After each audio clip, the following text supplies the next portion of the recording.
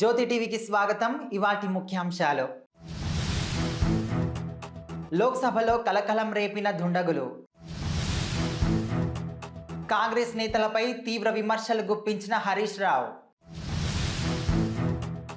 సోనియా రాహుల్ గాంధీని కలిసిన ఉత్తమ్ కుమార్ రెడ్డి. బట్టి విక్రమార్క అధికారిక నివాసంగా ప్రజాభవన్. కాంగ్రెస్ పాలకులకు ఇప్పుడుంది అసలు ఆట అంటున్న కేటీఆర్. హైదరాబాద్లో హడలెత్తిస్తున్న ఇంటి అద్దెలు. అంతర్జాతీయ తెలుగు మహాసభలకు మిజోరాం గవర్నర్కు ఆహ్వానం. నెల్లూరు, చెన్నైలో యూజీసీ నెట్ పరీక్షలపై కీలక అప్డేట్. ఏపీ ప్రభుత్వానికి అంగన్వాడీల హెచ్చరికలు. తితీదే నిధులను పారిశుద్ధ్య పనులకు వినియోగించొద్దు అంటున్న హైకోర్టు. ఇక వివరాల్లోకి వెళ్తే, పార్లమెంటుపై ఉగ్రదాడి జరిగిన 22 ఏళ్లు పూర్తయిన రోజే మరోసారి లోక్సభలో భద్రతా వైఫల్యం చోటు చేసుకోవడం తీవ్ర కలకలం రేపింది. ఈ రోజు లోక్సభలో ఇద్దరు దుండగులు గందరగోళం సృష్టించారు. ఓ వ్యక్తి పబ్లిక్ గ్యాలరీ నుంచి లోక్సభలోకి దూకగా, మరో వ్యక్తి గ్యాలరీ నుంచి ఒక రకమైన పొగను వదిలి భయభ్రాంతులకు గురి చేశాడు. లోక్సభలోకి దూకిన వ్యక్తి ఎంపీలు కూర్చునే టేబుళ్లపైకి ఎక్కి నల్ల చట్టాలను బంద్ చేయాలి అని నినాదాలు చేసినట్లు సమాచారం. ఈ ఘటనలో అప్రమత్తమైన ఎంపీలు వారిని చుట్టుముట్టి పట్టుకున్నారు. అనంతరం భద్రతా సిబ్బందికి అప్పగించారు. ఈ ఘటనతో వెంటనే స్పీకర్ సభను వాయిదా వేసి 0 అవర్లో భాజపా ఎంపీ ఖగేన్ ముర్మా మాట్లాడుతున్న సమయంలో ఈ ఘటన చోటు చేసుకుంది. భారాస అధినేత కేసీఆర్కు పనితనం తప్ప పగతనం తెలియదని మాజీ మంత్రి హరీష్ రావు అన్నారు. మెదక్ జిల్లా నర్సాపూర్లో ఎమ్మెల్యే సునీత లక్ష్మారెడ్డి ఆధ్వర్యంలో జరిగిన భారాస కృతజ్ఞత సభలో ఆయన మాట్లాడుతూ, భారాస ప్రభుత్వం వచ్చిన వెంటనే హౌసింగ్ స్కామ్లో కేసులు పెట్టి ఉంటే సగం మంది కాంగ్రెస్ నేతలు జైల్లో ఉండేవారని ఆరోపించారు. కష్టపడి సాధించిన తెలంగాణ కక్షలు పగలతో ఇబ్బంది పడకూడదని అభివృద్ధిపైనే కేసీఆర్ దృష్టి పెట్టారన్నారు. తెలంగాణ నీటిపారుదల శాఖ మంత్రి ఉత్తమ్ కుమార్ రెడ్డి కాంగ్రెస్ అగ్ర నాయకురాలు సోనియా గాంధీ రాహుల్ గాంధీతో సమావేశమయ్యారు.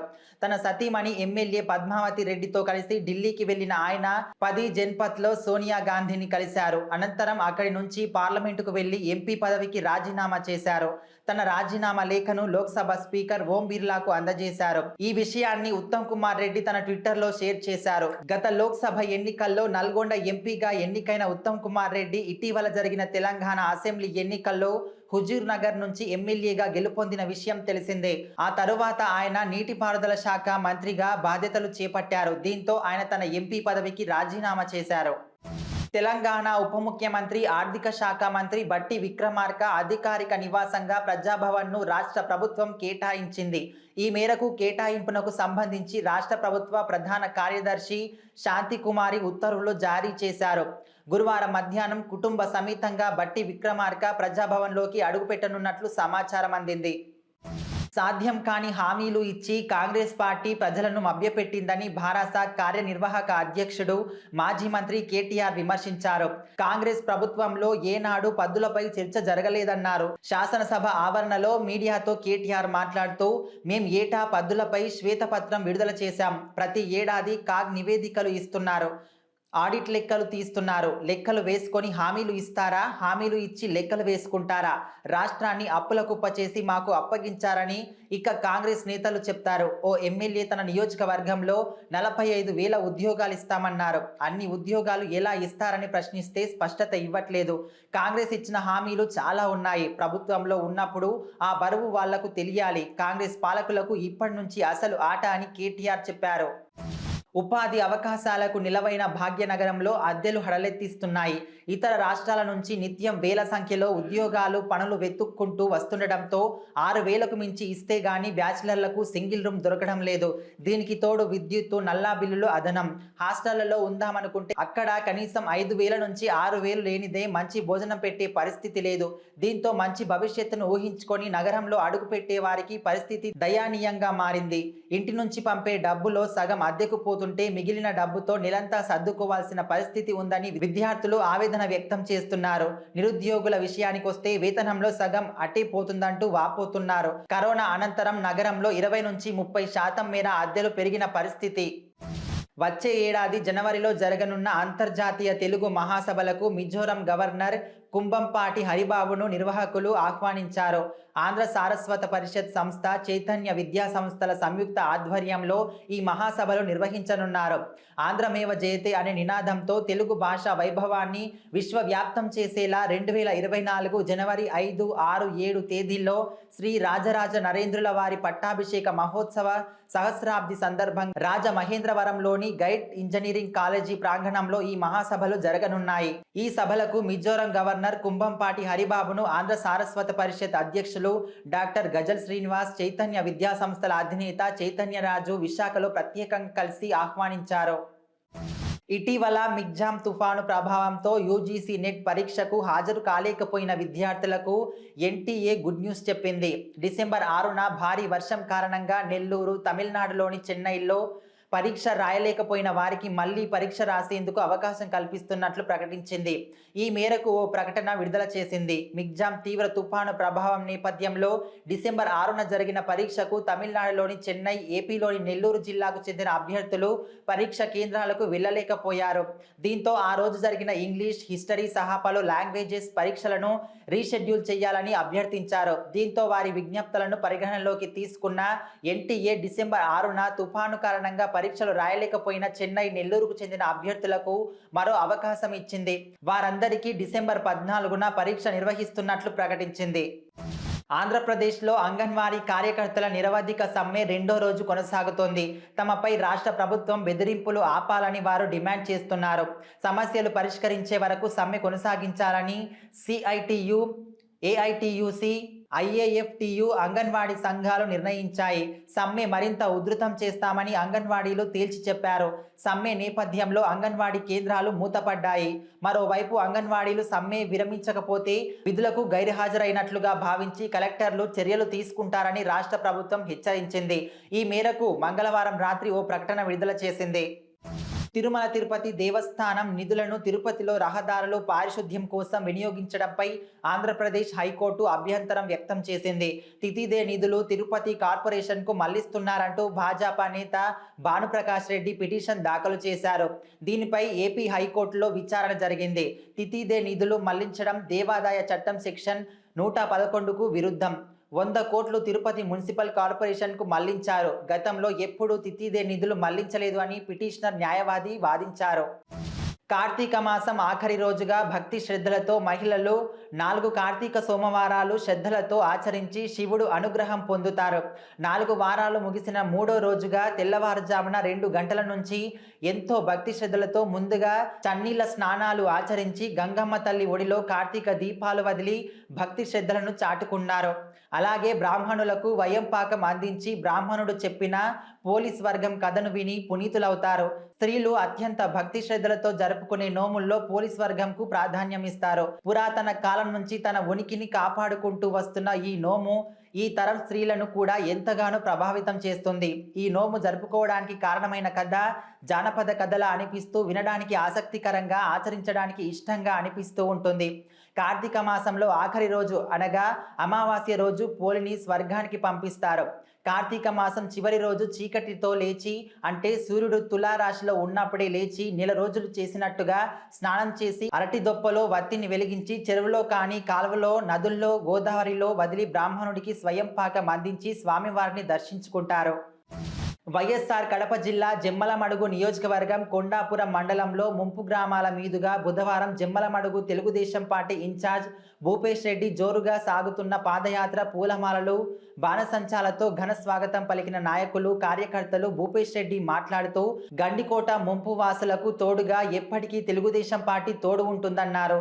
స్థానిక ఎమ్మెల్యే 4.5 సంవత్సరాల నుంచి ఎటువంటి అభివృద్ధి చేయలేదన్నారు. సుగుమంచిపల్లె గ్రామాన్ని ముంపు గ్రామంగా ప్రకటించాలని పాదయాత్రలో భూపేష్ రెడ్డిను కలిసిన మహిళలు వచ్చే ఎన్నికల్లో తెలుగుదేశం పార్టీని గెలిపించుకోవాలని కోరారు. దేవగుడి నారాయణరెడ్డి మాట్లాడుతూ భూపేష్ రెడ్డి ఎమ్మెల్యే అయిన మరుక్షణం గండికోట ముంపువాసుల సమస్యలు తీరుస్తామన్నారు. ఈ పాదయాత్రకు గండికోట ముంపువాసులు, టీడీపీ నాయకులు, కార్యకర్తలు తండోపతండాలుగా కదిలి రావడం చూసి వైఎస్ఆర్ నాయకులు, స్థానిక ఎమ్మెల్యే మొదలుకొని మన కడప జిల్లావాసి ముఖ్యమంత్రి జగన్మోహన్ రెడ్డి వరకు ఇది ఒక జలకని అన్నారు. ఈ కార్యక్రమంలో బుద్వేలు మాజీ ఎమ్మెల్యే ఎమ్మెల్యే విజయమ్మ, నియోజకవర్గ టీడీపీ నాయకులు, కార్యకర్తలు పాల్గొన్నారు. రాష్ట్ర వ్యాప్తంగా అంగన్వాడీ కార్యకర్తల సమస్యలు పరిష్కరించాలని డిమాండ్ చేస్తూ వైఎస్ఆర్ కడప జిల్లా ప్రొద్దుటూరు తహసీల్దార్ కార్యాలయం వద్ద ఏఐటియుసి, సిఐటియు సంఘాల ఆధ్వర్యంలో బుధవారం ధర్నా కార్యక్రమం నిర్వహించారు. ఈ సందర్భంగా వారు మాట్లాడుతూ అంగన్వాడీ కార్యకర్తలకు సుప్రీంకోర్టు ఇచ్చిన తీర్పు ప్రకారం 26,000 వేతనం ఇవ్వాలని డిమాండ్ చేశారు. ప్రభుత్వం స్పందించకపోవడం వల్లే అంగన్వాడీ కేంద్రాలను మూసివేసి ఈ రోజు రోడ్డుపైకి వచ్చామని, దీనికి కారణం ప్రభుత్వమేనని చెప్పారు.